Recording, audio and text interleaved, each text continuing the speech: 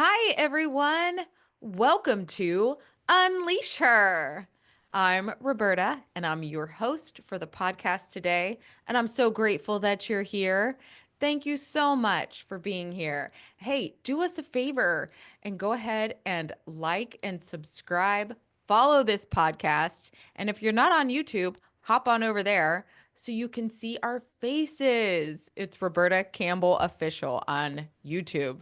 So make sure you hop over there so you can see this interview in person as well. So without further ado, I cannot wait to introduce you to my guest today, but let me tell you a little bit about her. Kirsten Marion wrote and produced her first book at the age of 8. Heavily influenced by the fantasy books she was reading at the time, she pursued this passion with a degree in English literature. Life took one of its funny turns at that point, and she ended up in finance and accounting for the duration of her career. When retirement finally released her from the world of business, she was finally free to pursue her fierce love of writing and has now reinvented herself as an author. She has 3 middle grade novels published, The Chic Crone as her first novel for adults. And without further ado, I cannot wait to introduce you to Kirsten Marion. Hi, Kirsten. Hi, Roberta. How are you? I'm well. I'm really well. Thank you for having me on the show. Thank you for being here. Okay, I can't wait to hear about this story. And what is produced her first book at the age of 8? Hold on. Tell us a little bit about that. Okay, I admit it was an amateur version. I used construction paper. I wrote the story. I folded it. Oh, I illustrated it first. And then Yeah. I folded it into, the right number of pages and put in the requisite number of staples. Voila, I had my first book. Yes. Well, that is a book. It is a Absolutely. book. It was a complete story with pictures. Isn't that interesting? It just gets me thinking about some of the things we do when we're young. So you kind of knew at a young age you had this. Well, yes, and there is some family history. My grandfather owned a publishing company. So when my dad took me to ballet classes on Saturday morning, he used to go and help my grandfather out in the publishing company. So, I mean, I'm going to date myself here, but these were the days when the big printing press was in the basement and you could hear wumpa, wumpa, wumpa while you were trying to, do invoicing and stuff upstairs. So I have to say, publishing is kind of in the blood. Yeah. Okay. Interesting. Yeah. That just kind of made me think of something else too. My dad worked for a publishing company, worked for a printing company. So it's fine. Never really thought about it until you just brought that up. Yeah. And age 8 is a really interesting age for people. I've had coaches tell me uh, later in life, if you're feeling a bit lost about, well, what do I want to be when I grow up? Go back to what you wanted at that age between 8 and 10. That is your purest intent for who you truly want to grow into. Yeah. So so okay, so you're 8, you did this, Yeah. you've got this in your blood. So how did you end up in finance and accounting? Well, I had to earn a living. It was it was that pure and simple. Um, you graduate from university, you meet somebody, and you start to have children, and economic security becomes more important. So other things get put on the back burner for a while. But is it something that you always knew that was going to be a part of your life, or did you just Oh, move yeah. on? Yeah. No, it certainly wasn't a sudden decision. All through that period, when I was rising through the corporate ranks, I was also practicing my writing. Um, Most of that work has never seen the light of day because, quite frankly, it was pretty awful. But then um, I had to make a very sudden reinvention at about age 50. And that's when the writing started to come to the forefront. And I had more time and energy to work on it. Okay. Do you want to tell us a little bit more about that? Like what at the age of 50, what was going on and Oh, sure. My husband was a senior executive with an international mining company, gold mining company. And he was offered the position of running their Russian and Asian subsidiaries, a lot of mining in Russia and Central Asia. And we've always had the philosophy, well, you say yes, and then you figure out how you're going to do it. We also had teenagers at the time. So he went skipping off to Moscow, and I stayed in Toronto because at that point I was the CFO for a hospital, and we had three teenagers at home, and they weren't going to move to Moscow um, without. No, they just weren't.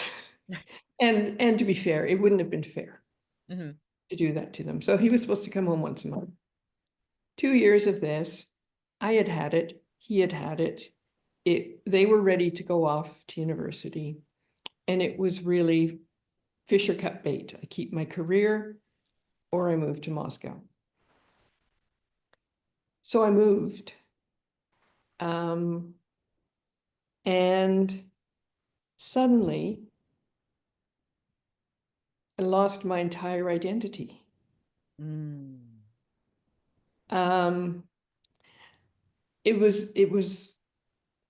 wasn't place. It was that I suddenly had no job, no kids. I did have the family dog still, but that was it. And so I wake up in the morning with zero sense of purpose. So for my sanity and to process this feeling of dislocation, total dislocation, um, I started writing, and I started writing more and more and more. And I ended up using that same feeling to start off the chic crone. Um, because, yeah, Wow. Life kind of forced you, didn't it? The world forced you to reinvent yourself. well, I don't think that's all that unusual, maybe not quite as spectacular a forcing, but people come to reinvention two ways. They either choose it and Mhm. they say, okay, this life has been done. I need a change. And they fix it in their mind and they skip off happily and walk confidently into the change. More often, I think it is forced on people through divorce, through an accident, through job loss, uh, ill health. Those are four off the top of my head, but you know what I'm saying. Yeah. And do you think too, I mean, did you get to that point of, you know, you might have felt a little lost or for a while and you had to reinvent yourself, and then was there a time that you're like, "Oh, this was exactly what I was supposed to be doing?" Yes, because if I had stayed and I'd kept on, I'd probably still be in the job. You know, I loved my job. Mhm. Everybody cried when I left. But there would have been no opportunity because you need a certain amount of bandwidth to be creative. But if you have a job and family sucking all the energy out of you, Yeah. it's really hard to find that. So absolutely, if I hadn't had that happen, um, yeah, I wouldn't be here today. I Yeah. mean, talking to you about books I've Right. written. Absolutely. You've done a lot. I mean, you've traveled the world, Mhm, covering 6 of the 7 continents. Like what? mhm, mhm. I also lived in Santiago de Chile for a while, so that was interesting. Mining takes you everywhere. Yeah. No, I love traveling, and I honestly think it's one of the most important things that people can do, Mhm. because if you really see other cultures, you realize we're all we're all just people. We all want the same things. We want a better life for our kids. We want safety. We want security. We're we're all just people. Right. Yeah. And I grew up as a child of the Cold War, like anybody over 40. Mhm. Um, so it was really weird for me to stand in Red Square in Moscow, you know? But the Russians I met were just people, had the same concerns I did. We get all caught up in the political and the agendas and the propaganda, and I don't think that does anybody a service. I don't either. I think really, yeah, when we just look at each other like, you know, we're just another human, you know. Mhm, And we're all connected and it's so interesting. And reinventing yourself mhm. is like, oh, so magical. And so tell us more about how that process, um, where you are now and how you keep evolving through this. You can only reinvent yourself if you're willing to change. And it's continuing to say yes to opportunities that feel right. People resist change, and it's perfectly natural because it's a survival instinct to want to keep things the same because you know where the danger is, you know where the risks are. You change, yeah, and you're moving into um, an unknown area. And our brains aren't really good at determining real danger from stuff your brain makes up. And in modern day society, it's far more likely, especially in North America, that it's just your brain making stuff up to keep you where you are. So being willing to make even tiny incremental changes will get you to a new life, get you to a full reinvention. Yeah, I totally agree. It's so easy to get so comfortable in a place. And I will tell you, like, I've only lived, I've lived in a few different places, but in 2 counties here in the same state. Now, I've traveled a little bit, okay, Kirsten, but still, there's a huge world out there that I want to experience. And so, so I'm ready for that. I'm ready for the next step. Um, but even just making a small little move, it's scary. But once you do it, you're like, okay. So then you just start doing little things here and there, and it's not so scary anymore.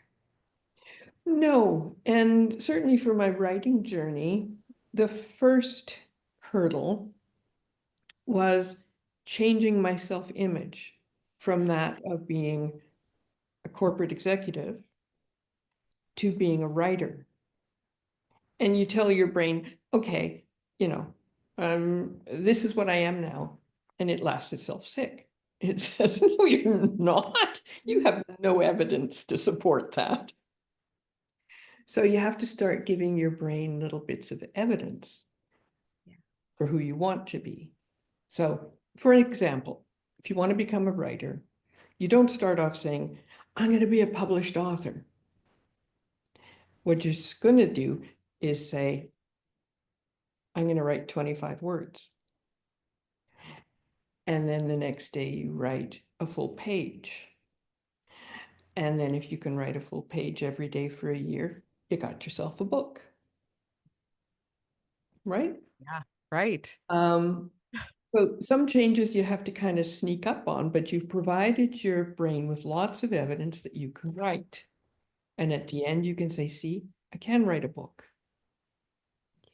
And then your brain goes, okay, well, we didn't get eaten, so maybe it's safe to write another book.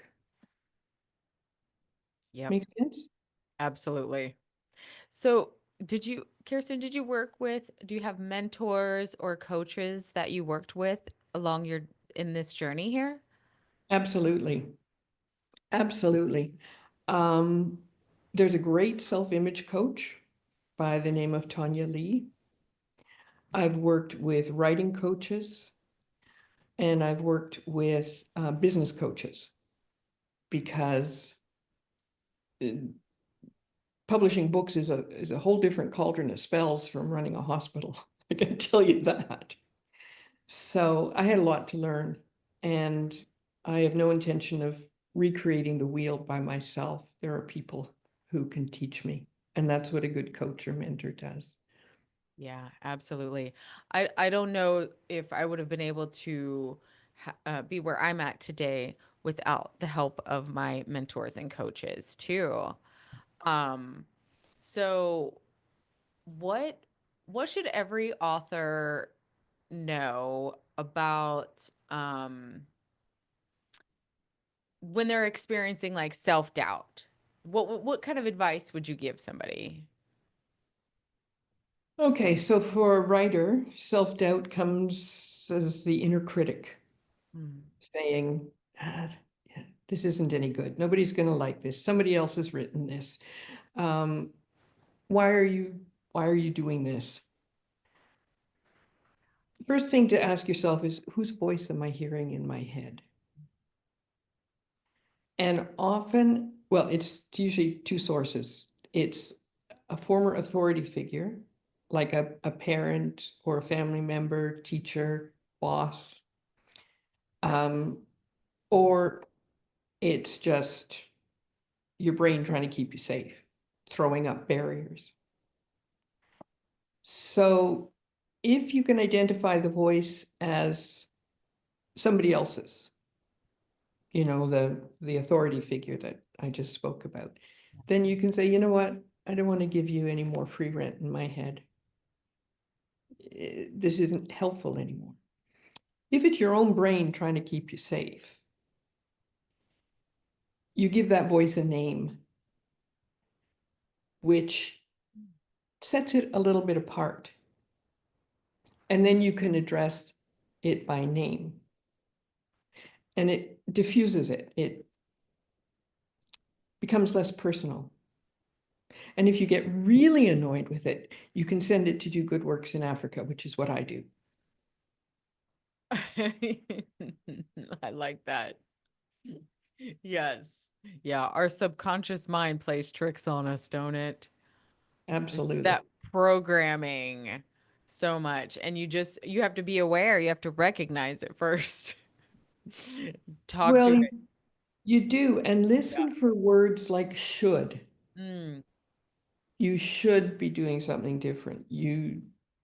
Because those are weasel words. And anything that has a should in it has to be closely examined. Is this true? Any voice in your head that's telling you you can't do something, you have to just say, hang on a minute, is this even true. And usually It's it's not. not. It's not. It looked at in the Yeah. cold, hard light of day. It's not true.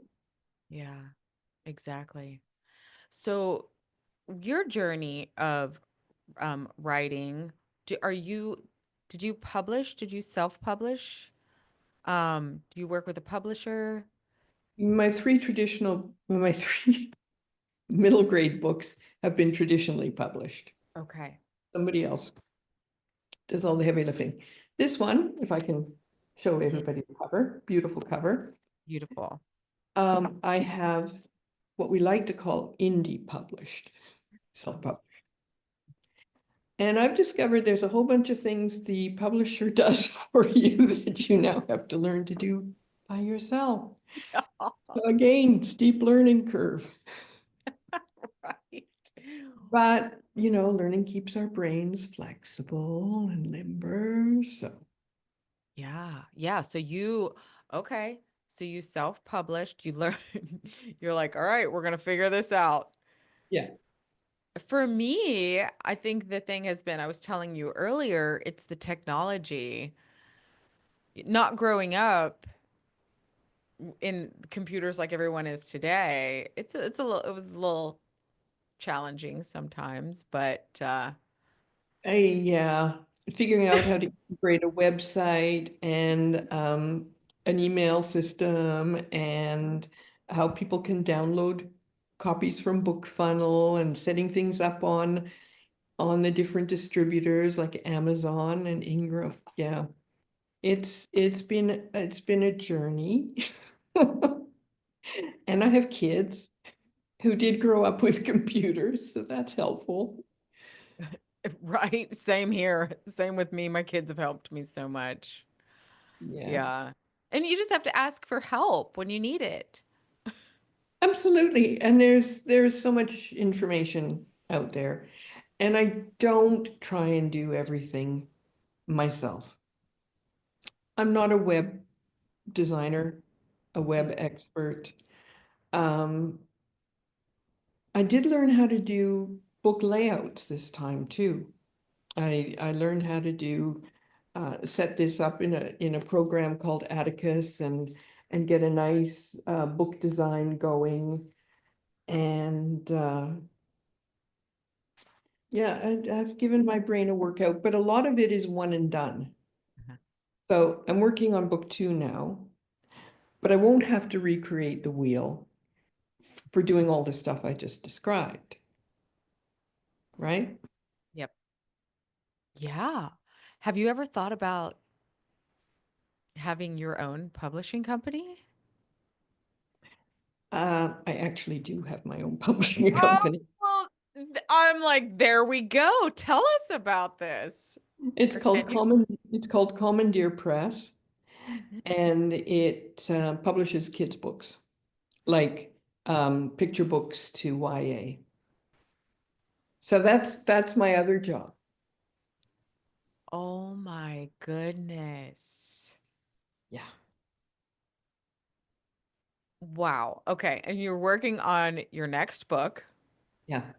So give us a little insight on that if you want to.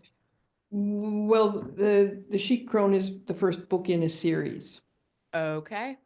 So unfortunately, book 1 does end on a little bit of a cliffhanger, which is why I'm working like a mad woman to get book 2 out because people are saying, when's it coming? Oh, when's it coming? So it's Right. a continuation Yes. of the story, Okay. Wait. When was this book released?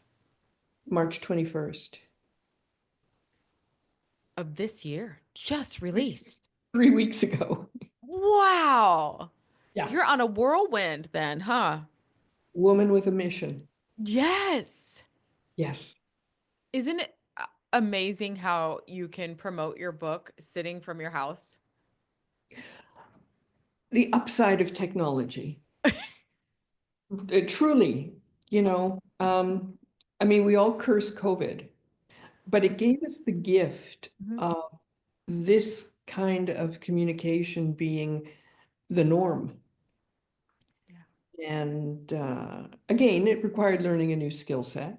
Like you have to know how to set up your lighting and your background and everything. And you have to get out of your pajamas. Yes. I, and the microphone and the lights and the cameras. There's a lot that goes on behind the scenes, Exactly. isn't there? Exactly. So, yeah, but it's all good. So I'm hoping to get the second book out this fall. Wow. Well, I know what I want to say, so it's just a question of applying the seat of my pants to the seat of my chair. Yeah. Yeah. Do you have certain times every day that you set aside to write, or do you do it when you're feeling it? I try to do X amount every day. The times can vary depending on other things, like doing an interview with you or something happening with Commandeer Press, like happened this morning. You know, there's always something, a little fire, a little pothole in the highway of life, but we deal with it and then we move on. And so this afternoon, because I'm blessedly on Pacific time, so it's only just after 11 here, I Mhm. still have all afternoon to write the chapter that I was planning on writing today. Okay. Yeah. Okay. So, do you think new authors, what is the best marketing tools, things that they can do besides what do you think is the best? Podcasts?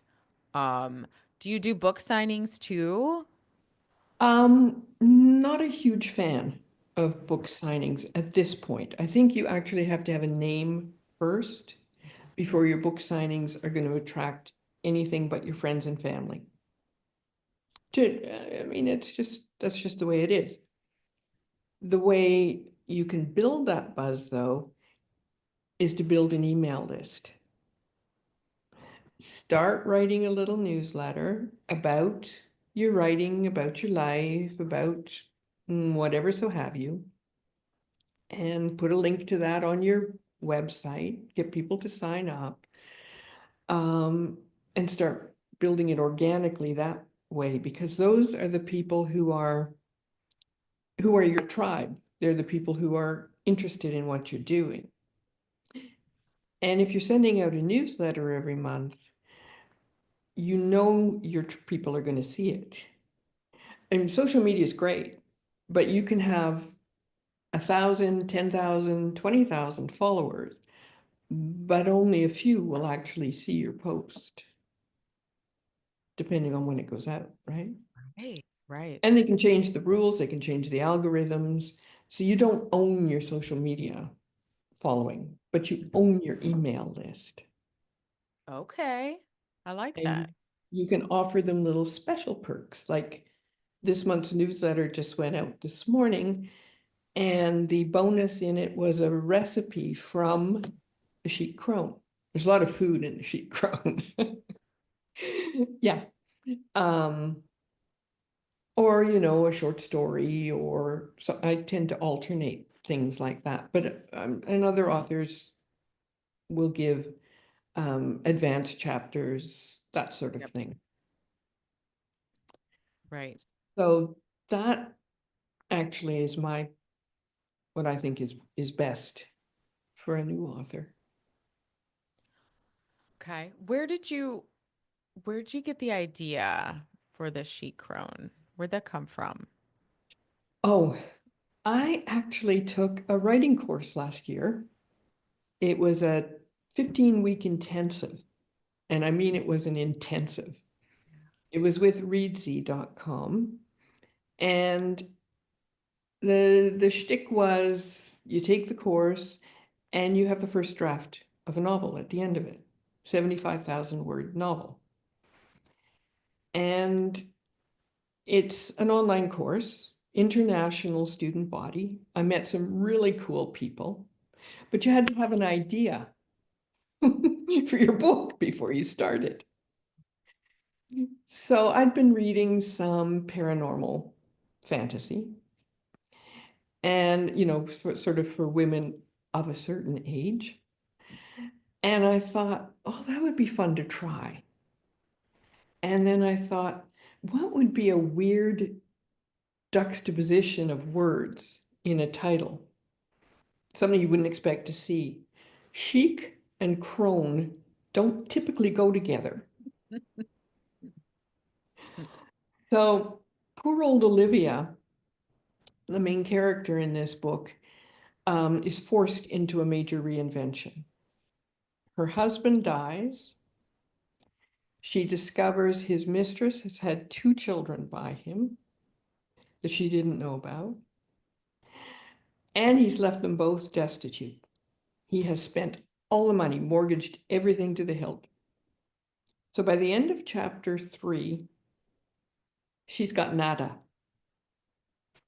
But she is the author of the Chic Woman series. You know, people who write these self-help books about how to be Parisian, or there's a lot of it in the market, how to be chic. Okay. And I thought, well, this is an interesting start. And then, so she knows she needs an extreme life makeover, extreme life makeover. She just didn't expect it to be supernatural. And that's where the crows come in. Wow. Okay, so in order to do this, you have to have a big imagination. Yeah, no shortage of that. I mean, I think that so it's imagination. Do you think that also like all of your traveling and seeing the world helped open you up to that too? Absolutely. But also being aware that people will resist mightily making changes. And poor old Olivia has, you know, she fights it till she realizes she can't fight it anymore. Um, yeah, I've spent a fair bit of time in the UK. So I set this book in London and Cornwall.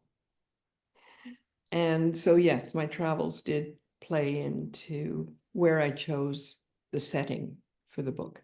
Also because there's a very long history in the British Isles of the supernatural, you know, elves and goblins and fairies, and so there's a lot of mythology there that you can draw on for ideas. Yeah. Yeah. Ooh, imagination is everything. It is. And you know, I always thought that imagination and magic had the same root word, and I was completely wrong. One of them comes from the Greek and one of them comes from the Latin. So no relation. But I think real magic comes because something ephemeral, like an idea, there's no there's no tangible quality to an idea. It doesn't exist in the physical world, Mm. but you can make it physical, Mhm. right? I mean, everything you're touching right now was once just somebody's idea. And that's kind of magic. It You're is. creating from nothing. It is. Because if it wasn't possible, then it wouldn't be possible. But and really, we're solving, a lot of the things that we're looking at. We're solving problems, Mhm. people, inventing. Inventing, yes. And I mean, you think of even going back 100 years, a cell phone, a smartphone would be pure magic. I mean, even 50 years ago with the original Star Trek, they had the communicators, right? Um, and that was science fiction. That was science fiction. And now it's in our pockets. It is. And everybody has the same ability. Yes, absolutely. As long as you keep your sense of wonder Mm. How do you do that? and don't just shut down your ideas saying, I can't do it. It's not possible. Yeah. So how does Why? someone do Just that when they why? feel like when they feel like the whole world is against them and there's nothing is possible. How does somebody do that? I think the first step is to look for one thing you have some agency over. And I don't care how small it is, even if it's that you have the choice for what you're going to have for lunch. Start looking for where you have choices, where you have agency. And as you start putting your focus on that, your brain will look for Mm. confirmation bias. So you have to look, and then more, the aperture widens. So as you continue to look for opportunities, more opportunities come. But it's fair for a lot of people who are feeling really, really stuck, and especially stuck in old stories, right? Especially if they're victim stories. To start looking for places where today you have a choice. I don't care how small it is. Just make a choice, any choice. Do something different. Yes. Because nothing will change if you don't. Yeah. Yep, exactly. You know, I was in a program with Bob Proctor. He was in the movie The Secret. Do you know who that? He's great. Yeah, yeah. And being in his energy for like a year, just completely, ugh, being in his energy for a week woke me up. I was like, what am I doing? So it's so amazing that you're doing what you do. And, you know, showing people at same at any age we can reinvent ourselves. That's my story too. I feel like I'm just getting started. It's just a choice. Yeah. And we have such a short time, but we think it's going to go on forever. And I got a real wake-up call a few years ago. I'm at an age now where you lose your parents. And I lost my second parent during COVID, not from COVID, but that was the timing. Mhm. And so I think the tendency is to kind of calibrate your own lifespan by your parents' lifespan. Think, Mm, you know, at least that was my experience. So I was left thinking, I might only have 26 years left. mm. How fast have the last 26 years gone? What am I going to do with that time? And that's when I made the real effort to get my first book published. Oh, Because I wow. thought, if not now, when?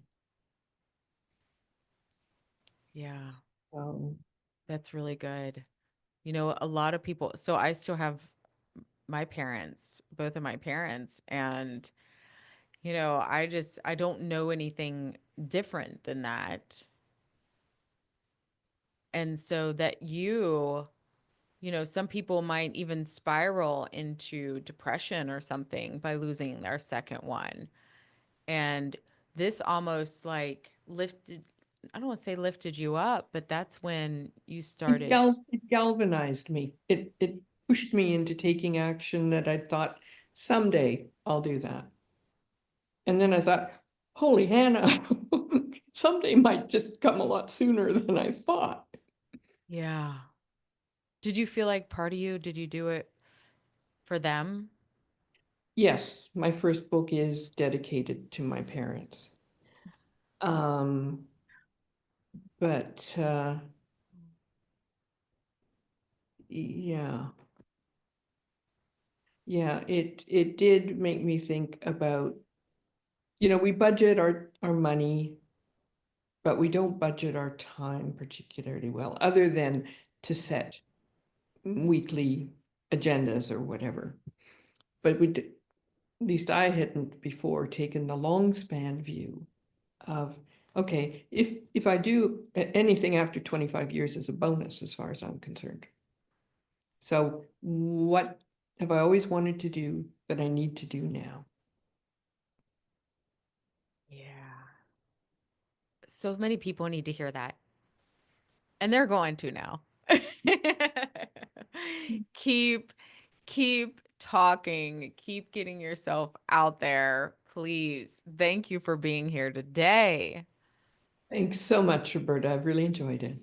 I did too. I'm excited to watch your journey. You're very inspirational. Thank you. Thank you. Thank you so much for being here. I appreciate you. And so everyone can find your book.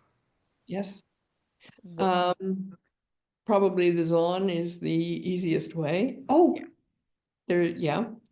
And on my website, there are links to all sorts of retail stores where you can get it.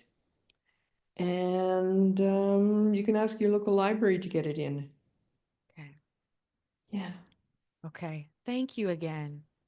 it's a I pleasure. appreciate you. And thank you everyone for tuning in today. I know you're inspired as much as I am. And so make sure to check out Kirsten's book and keep following her because she got some good stuff coming out. I'm excited about this. And so thank you, everyone. Make sure that you're liking and following this podcast because the more people that we have liking and subscribing and following, the more amazing guests that I can have like Kirsten. So thank you all again. Until next time, see you all later.